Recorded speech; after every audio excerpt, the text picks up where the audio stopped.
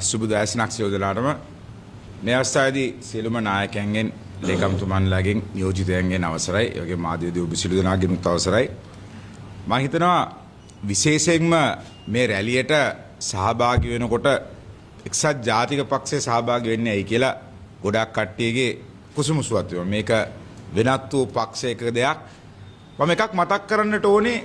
එහෙම පක්ෂයක් නෙමෙයි මෙතන තියෙන්නේ. මේකේ තියෙන්නේ සම්පූර්ණ වශයෙන් ආණ්ඩුවට විරෝධී බලවේගයක් නිර්මාණය කිරීමේදී ඒකට ආණ්ඩු විරෝධී පක්ෂයක් හැටියට අපිත් සහභාගී වෙයි. එකක් මතක් කරන්නට කැමතියි.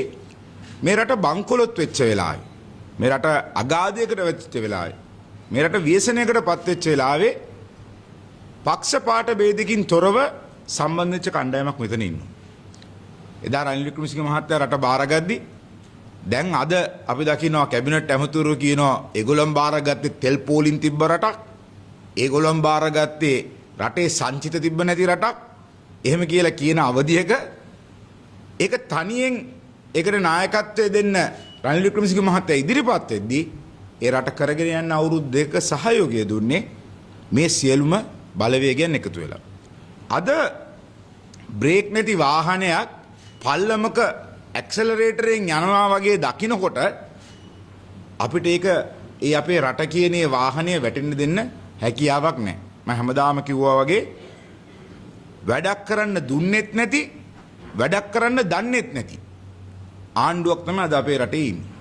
ඉතින් මේකේ තියෙන්නේ බොරුවක්. මේ බොරුව මවාපාන්න එදා කරපු වැඩ පිළිවෙල ඒ විදිහටම තමන්ගේ වගේ ඇඳගෙන කරගෙන යෑම රටේ මිනිස්සු දැනගන්නට ඕනේ. මරණාධාර සමිතියේ ඉඳන් දේශපාලනය කරන පක්ෂයක්, මරණාධාර සමිතියේ ඉඳන් ගමේ ගොවි සමිතියේ ඉඳන් සභාපති මාලිමාවේ විය යුතු පක්ෂයක් මේ රටේ නිර්මාණය කරන්නේ විශාල විනාශයක් කියන එක රටට කියන්නේ අපි 21 වෙනිදා. ඉතින් ඒකයි සියලු දෙනාට ආරාධනා කරන්නේ. මේකෙදි මතක තියාගන්න 1947 සාලේ අපි නිදහස ලබද්දිත් පක්ෂපාත ભેද තිබුණේ නැහැ. මේ රටේ තියෙන සියලුම පක්ෂ බලවේග එකතු වුණා රටේ නිදහස ගන්න. ඒ නිසා මේක දේශපාලනය කිරීමක් නෙමෙයි. ප්‍රතිපත්ති වෙනස් වෙන්න පුළුවන්. අපේ ප්‍රතිපත්ති වෙනස් වුණත් රටකට අවශ්‍ය මොහොතේදී එකට එකතු වීම ඒක තමයි රටක පිළිගත් දේශපාලන පක්ෂවල ක්‍රමවේදය. තනි හීනමාන තියෙන ආණ්ඩු බය වෙලා තියෙන තරමෙන් පේනවා රට යන පැත්ත. එකක් මතක තියාගන්න. මහින්ද රාජපක්ෂ මහත්තයා අපි ගරු කරන හේතුවක් තියෙනවා. ඔබතුමාලා අපි ඇතුළු සියලු දෙනා රට යුද්ධයේ අවසානය කරනකොට ඒකට කර දුන්න සියලු බලවේගයන් වලට මුහුණ දීලා වැඩ කරපු නායකයා මහින්ද රාජපක්ෂ.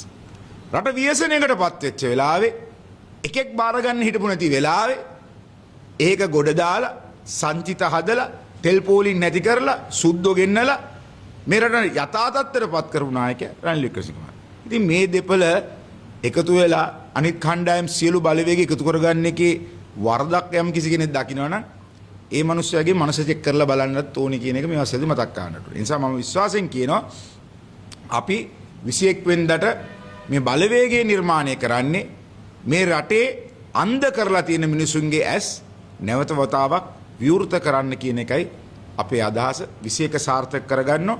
21 සාර්ථක කරගන්නවා වගේ නෙමෙයි ඊට පස්සේ අපි රට වටා මේ වගේ දැවැන්ත ලෙස මේ වැඩමුළු කරගෙන යනට මේ සියලුම ඒකාබද්ධව එකතුලා ඉන්න කණ්ඩායමත් එක්ක සහයෝගයෙන් වැඩ කරන්න එක්සත් ජාතික පක්ෂයේ සූදානමින් ඉන්නවා.